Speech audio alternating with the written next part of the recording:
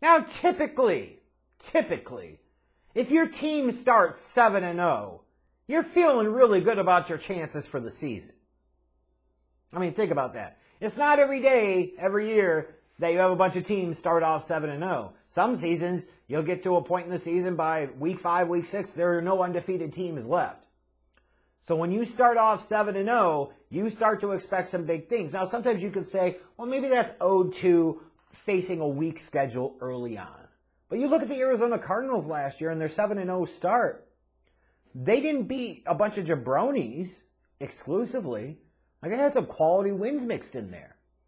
They beat the Titans, who ended up being the top seed in the AFC playoff picture. They beat the Rams, who would end up being the Super Bowl champions. They beat the 49ers, who ended up going to the NFC Championship game and were this close to the Super Bowl.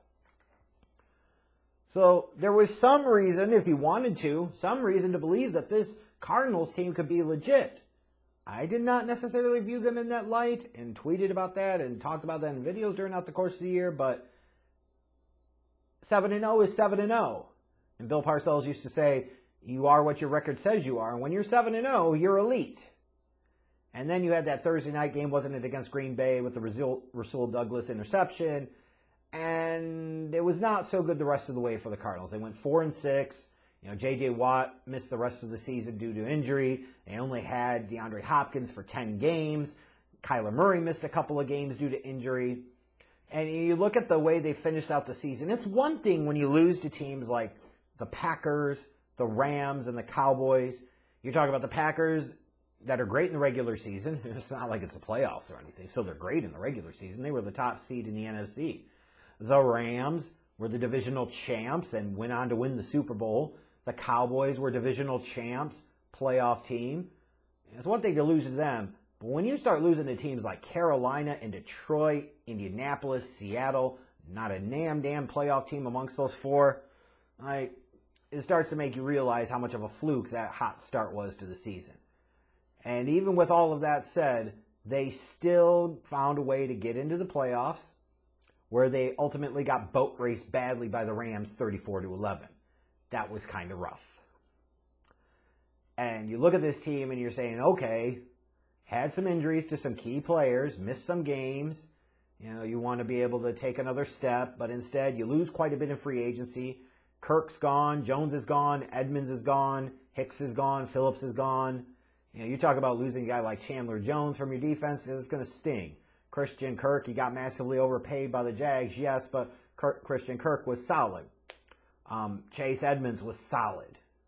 Jordan Hicks, Jordan Phillips. Like, these are all guys that played valuable roles. And the way that you address it in part is you trade a first-round pick for Hollywood Brown. Imagine the Ravens had to be doing backflips to see that another team was going to give them a first-round pick, basically, for Hollywood Brown. And then, of course, you had all the drama in the offseason with Kyler Murray. Is he demanding a trade? Does he want to be there or not? And they gave him a massive extension. And look, Kyler Murray is a good NFL quarterback. I don't know that I would say he's a great or elite NFL quarterback. They gave him a crap ton of money, to never have had a 4,000-yard passing season, coming off of a season where he missed a couple of games. Like, you wonder just how much progression and growth you really saw out of him as a passer. You know, for an above-average starting quarterback to give him that much money, like, the quarterback market in the NFL is just absolutely insane to me. But at least they've got Kyler Murray back. What they don't have for the first 6 games of the year, at least, is DeAndre Hopkins due to his PED suspension. So a team that lost some key pieces in the offseason now goes in missing 6 games of DeAndre Hopkins at a minimum again this year. That really sucks for them. So while their pass defense is strong and you still have James Conner, you have Kyler Murray, like, you should be able to still find a way to manufacture yards on the ground, even though, like I said, losing Chase Edmonds does hurt. You know, this is a team with a lot of concerns. How much will the absence of DeAndre Hopkins to start the year hurt them? How many games will you get from J.J. Watt? What did he give you, 7 games last year? How many are you going to get from him in 2022? How much will they miss Chandler Jones? Like, Chandler Jones is no joke. Like, he's a difference maker. He's an elite edge rusher, even with his being in the league for a decade. Those guys are not easy to replace on your defense. And how much better is Kyler Murray going to get? That's a lot of money to put on that guy. I don't know that you've seen enough of the results. Like, how much more is Cliff Kingsbury going to get out of him? And I think those are valid questions here.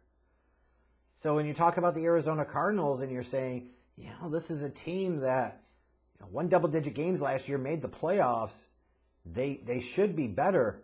I don't know that they're going to be. This feels like a team that's bound for a bit of a backstep, honestly.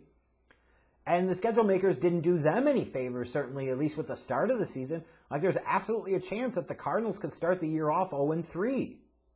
Because they got to host the Chiefs in week 1, then they travel to Las Vegas to take on the Raiders, then they host the Rams in week 3. That's a pretty brutal stretch of games. Those are 3 playoff teams from last year. The Chiefs made the AFC Championship game. The Raiders have added Devontae Adams. The Rams are the defending Super Bowl champions. Rough stretch of games to start off the season, even though you got a little bit fortunate in that 2 of those first 3 are at home.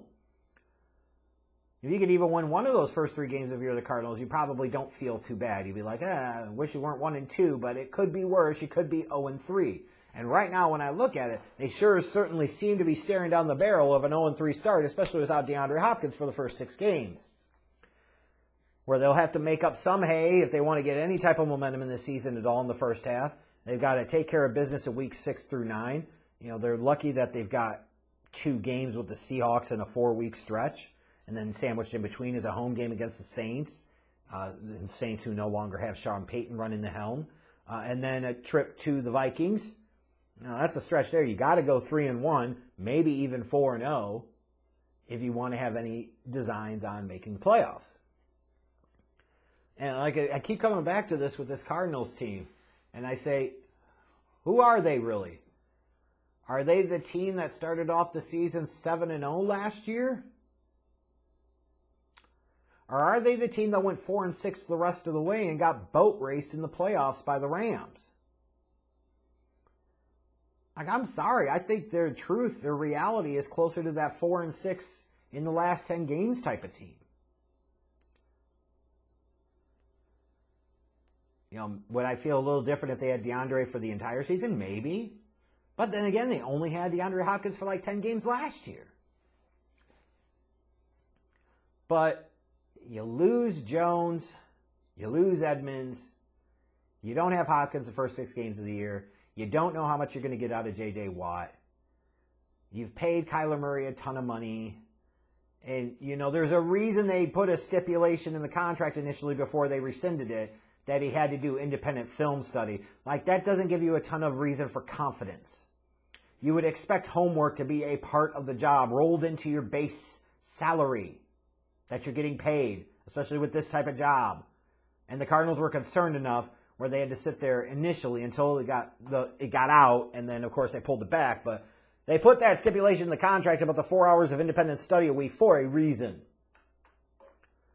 I think this is a 500-ish team, and now since we play 17 games in the NFL, you don't really get 500 teams. I think they're an 8-9 team. I really do.